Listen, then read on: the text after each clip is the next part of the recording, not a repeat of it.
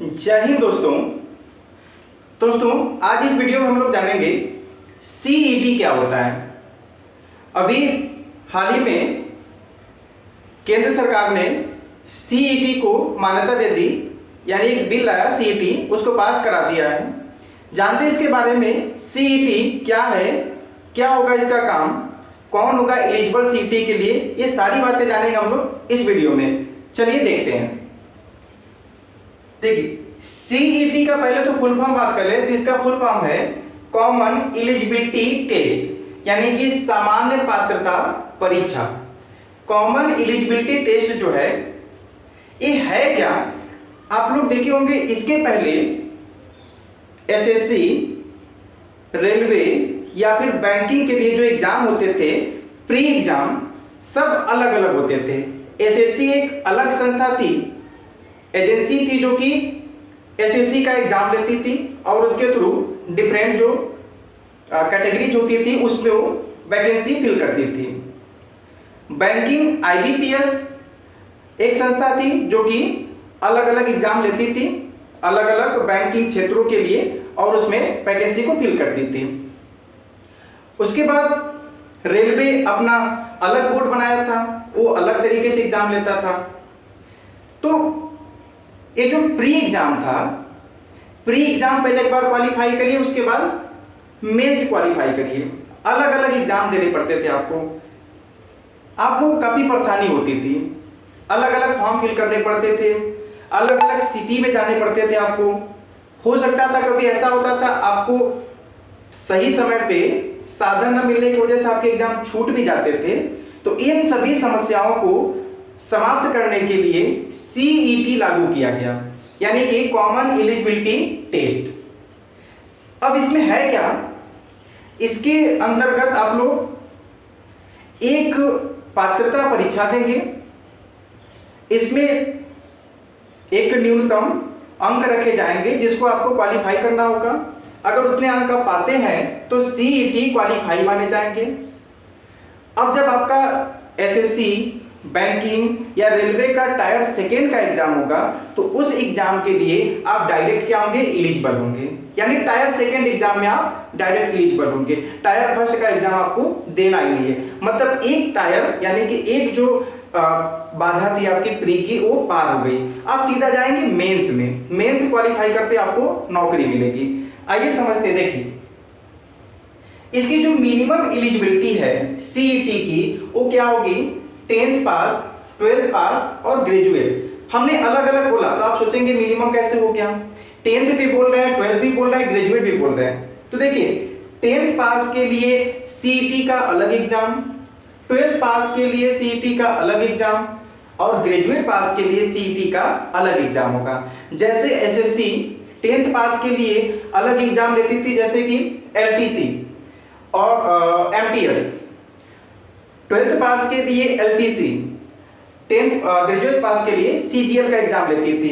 इसी तरह से यहाँ पर भी होगा, 10th पास के लिए अलग, 12th पास के लिए अलग और ग्रेजुएट पास के लिए अलग होगा। तो पेपर जो होगा, पेपर भी आपका उसी के हिसाब से बनेगा, 10th, 12th और ग्रेजुएट के लेवल के हिसाब से। इसमें देखिए SSC, RRB, IBPS, group B, group C, non technical की बात हो रही है। नॉन टेक्निकल के लिए सीईटी एग्जाम होगा, एसएससी के लिए, आरआरबी के लिए, IBPS, group B, group C. Technical नहीं, नॉन टेक्निकल जो होंगे उसके लिए सीईटी एग्जाम होगा। मतलब आप इतने के लिए एक एग्जाम देंगे, इतने के लिए आपको सिर्फ एक एग्जाम देना है। अभी मैं एग्जांपल समझाऊंगा, आप समझ जाएंगे। इसमें क्वालिफाई होने के बाद आप टायर सेकेंड के एग्जाम के लिए एलिजिबल होंगे। ये जो तीनों एग्जाम है, एसएससी, आरआरबी, आईबीपीएस, इसमें अगर आप सीईटी में क्वालिफाई कर जाते हैं तो आप एसएससी, आरआरबी, आईबीपीएस इन तीनों एग्जाम के लिए क्या हो जाएंगे, तीनों एग्जाम के टायर सेकेंड के लिए आप एलिजिबल हो जाएंगे। यानी कि आप मेंस में डायरेक्टली अप्लाई करेंगे। फिलहाल यह एग्जाम जो है अभी 12 भाषाओं में, अभी जो एग्जाम है ये इसका आप स्क्रीनशॉट ले लीजिएगा, हम हट जाएंगे, आप इसका स्क्रीनशॉट ले लीजिएगा। अभी जो एग्जाम है यह टोटल 12 भाषाओं में लिया जाएगा, लेकिन आने वाले समय में कुछ समय के बाद ये टोटल 22 भाषाओं में, 22 भाषाओं में लिया जाएगा ताकि किसी को कोई प्रॉब्लम ना हो। अभी फिलहाल 12 भाषाओं में जब ये लागू होगा, और लागू कब से होगा? 2021 से लागू होने के इसके चांसेस हैं। 2020 वैसे ही निकल गया है, 2020 में कोई चांस नहीं, अब लागू होगा जब भी 2021 से लागू होगा। सीईटी एग्जाम ऑनलाइन होगा। एग्जाम कैसा होगा? कंप्यूटर बेस्ड एग्जाम होगा, ऑनलाइन एग्जाम होगा। इसमें मल्टीपल चॉइस क्वेश्चन पूछे जाएंगे, मतलब कि बहुविकल्पी क्वेश्चन होंगे। एक क्वेश्चन का एक ऑप्शन सही होगा, आप उस सही ऑप्शन पर टिक करेंगे, ऑनलाइन एग्जाम होगा। और साल में एग्जाम कितनी बार? 2 बार होगा। साल में एग्जाम में 2 बार कंडक्ट कराया जाएगा, यानी कि हर 6 महीने पे सीईटी का एक एग्जाम कंडक्ट कराया जाएगा। इस टेस्ट को NRA, national recruitment agency, national recruitment agency जो है राष्ट्रीय भर्ती एजेंसी कराएगी। यानी कि एक एजेंसी बना दी गई जिसका नाम रखा गया एनआरए, और यह एनआरए जो है यही क्या कराएगी? सीईटी का एग्जाम कंडक्ट कराएगी, और 2 बार साल में कंडक्ट कराएगी। आप इसी एजेंसी के अंतर्गत क्या करेंगे? यानी सारी जिम्मेदारी, एग्जाम का फॉर्म फिल करवाना, एग्जाम का एडमिट कार्ड जारी करना, एग्जाम के लिए एडमिट कार्ड जारी करना, सेंटर जो है सेंटर चूज करना, रिजल्ट जारी करना, सारा कुछ किसका जिम्मेदारी होगा? इसी एनआरए का जिम्मेदारी होगा, नेशनल रिक्रूटमेंट एजेंसी की। देखिए जो सीईटी का स्कोर होगा, सीईटी का स्कोर 3 साल के लिए वैलिड होगा। सीईटी का स्कोर टोटल 3 साल के लिए क्या होगा? वैलिड होगा। मतलब आप एक बार एग्जाम देंगे और ये आपका स्कोर जो होगा 3 साल के लिए वैलिड होगा। अब आप सोचेंगे कि एक बार मैंने एग्जाम दिया, अगर मान लेते हैं एलिजिबिलिटी पासिंग मार्क्स रखा गया 60, जैसे हम मान लेते हैं कि एवरेज माने कि 150 का पेपर होगा और पासिंग मार्क रखा गया 60, तो हम अगर 60 नंबर पा गए तो हम एलिजिबल हो गए, यानी कि हमारा 3 साल के लिए एलिजिबल हो गया।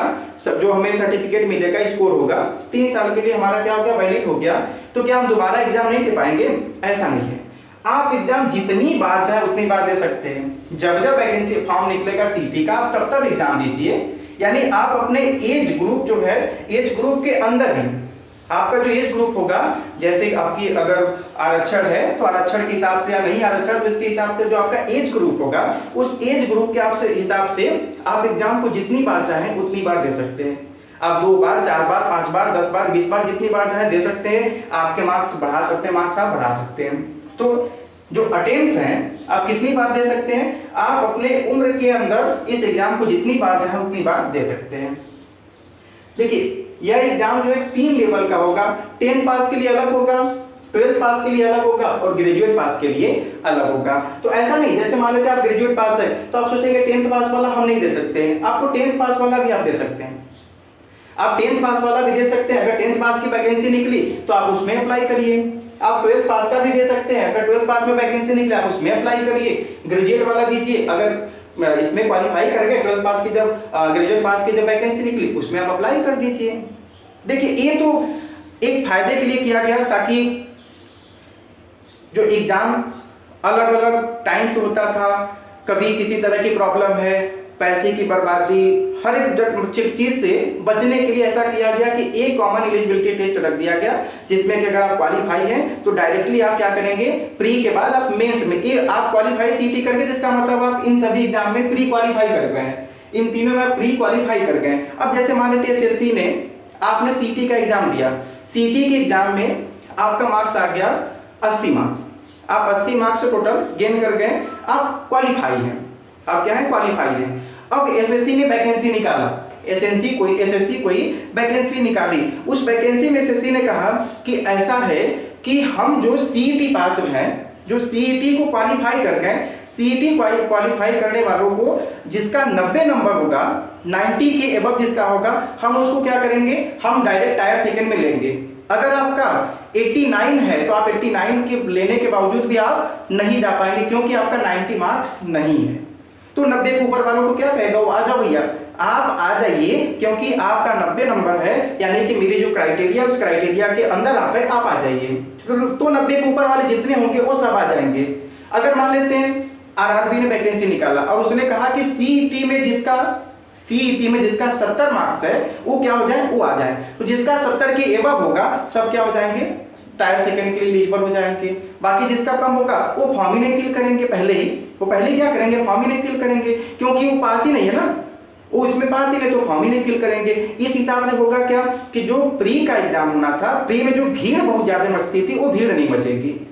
अब सीधा क्या होंगे, आप सीईटी पास करिए, क्वालिफाई करिए, क्राइटेरिया के अंदर आइए, आईबीपीएस एसएससी आरआरबी क्राइटेरिया के अंदर आइए कि आप 80 बोला गया तो 80 आपका है तो फॉर्म फिल करिए टायर सेकंड का।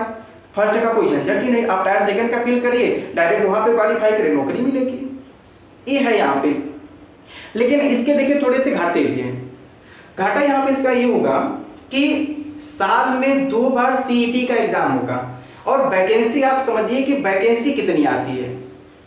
अगर वैकेंसी टाइम पे नहीं आती है, साल में 2 बार सीईटी का एग्जाम करा देंगे, कैंडिडेट की संख्या जो कि बढ़ती जाएगी हर साल।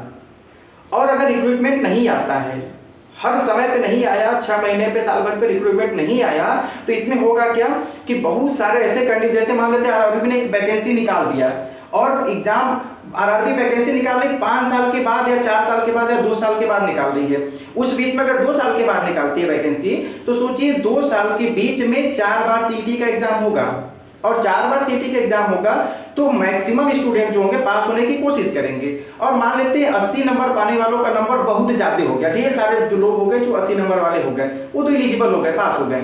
अब क्या करा, आरआरबी ने वैकेंसी निकाली, बोला कि भैया वैकेंसी निकालें जिसका 70 नंबर से है वो आ जाए। अब 70 नंबर वाले बहुत ढेर सारे, 70 नंबर वाले बहुत ढेर सारे, वो सब क्या हो जाएंगे, सीधे टायर सेकंड के लिए अप्लाई करेंगे। तो भीड़ अब टायर सेकंड में, टायर फर्स्ट में नहीं, टायर सेकंड में जाके भीड़ लगेगी। जो टायर सेकंड है वहां पे जाके भीड़ खूब ज्यादा लगेगी। तो समय पे वैकेंसी नहीं निकला तो इसमें भी भीड़ बढ़ने के खूब चांसेस है। जैसे आप लोग सुने होंगे टीईटी, टीचर एलिजिबिलिटी टेस्ट। देखिए टीचर एलिजिबिलिटी टेस्ट जो है ये करा तो दिया क्या, साल में 2 बार इसका एग्जाम, सी टेट जो होता है साल में इसका 2 बार एग्जाम लेता है, साल में 2 बार एग्जाम लेता है। वैकेंसी कितनी आती है सबको पता है।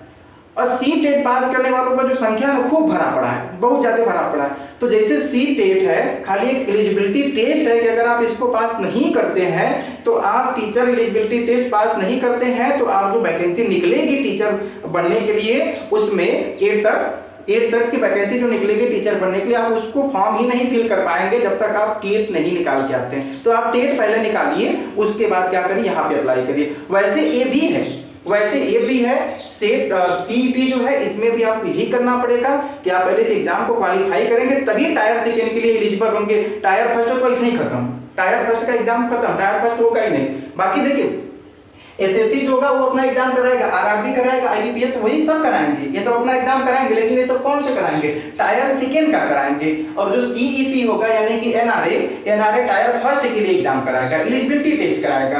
आप इसको पास कर लेंगे जैसे ही आप इन तीनों के लिए एलिजिबल हो जाएंगे टायर सेकंड के लिए। तो मुझे उम्मीद है आपको इस वीडियो में कोई डाउट नहीं होगा। अगर फिर भी डाउट है तो आप हमसे पूछिए। जय हिंद दोस्तों।